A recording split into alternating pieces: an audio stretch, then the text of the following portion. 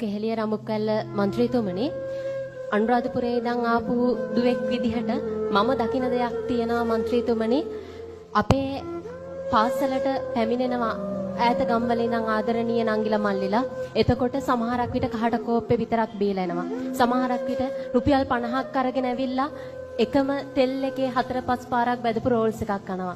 අපි පොළවේ ජීවත් වෙනවා. හැබැයි മന്ത്രിතුමනි මං අහලා තියෙන විදිහට පාර්ලිමේන්තුවේ ඉතා අඩු මුදලකට ඔබතුමන්ලට ඕනෑම ආහාර වලයක් ගන්න පුළුවන්. ඔබතුමන්ලා අපි එක ලෝක දෙකක ඉන්නේ മന്ത്രിතුමනි.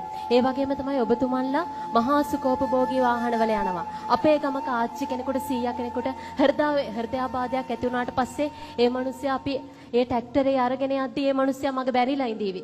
ඒ වගේ තත්ත්වයක තමයි අපි ඉන්නේ മന്ത്രിතුමනි.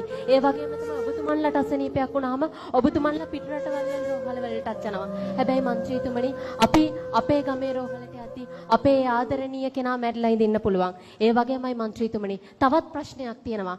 අපේ අම්මා ගුරුවරියෙක් විදිහට ඇය අවුරුදු 50ක් සේවය කරලා විශ්‍රාමය ගිහිල්ලා තමයි ඇය වැටුපක් ගන්නෙ. හැබැයි മന്ത്രിතුමනි ඔබතුමන්ලා අවුරුදු 5ක් ගිහිල්ලා විශ්‍රාම වැටුපක් ගන්නවා. ඉතින් മന്ത്രിතුමනි අපේ ආදරණීය අම්මලා තාත්තලා පිටරට ගෙනහිල්ලා ඒ එවන විදේශ විනිමය වලින් අපේ අම්මලා තාත්තලා කුඹුරේ වැඩ කළා. ඒ හොයන සල්ලි වලින් ඔබතුමන්ලා ඒ අපේ මහජන මුදල් වලින් ඒ විදිහට අපේ රටේ මුදල් අපේ අහිංසක මිනිස්සුන්ගේ මුදල් නාස්ති කරෙද්දී ඔබතුමන්ලට මං අහන්නේ හිරිකිතයක් දැනෙන්නේ නැද්ද?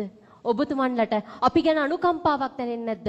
ඔබතුමන්ලා අහසේ අපි පොළවේ අපි මට්ටම් දෙකක ඉන්නේ മന്ത്രിතුමනි. අපි පීඩණයෙන් ජීවත් වෙන්නේ. ඔබතුමන්ලට ඒ ගැන හිරිකිතයක් දැනෙන්නේ නැද්ද?